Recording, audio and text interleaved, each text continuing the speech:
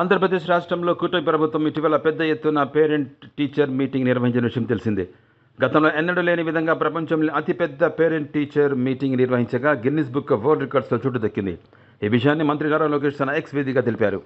ఆయన ట్వీట్లో ఈ Guinness record ఉపాధ్యాయులకు అంకితం చేసినట్టు తెలిపారు.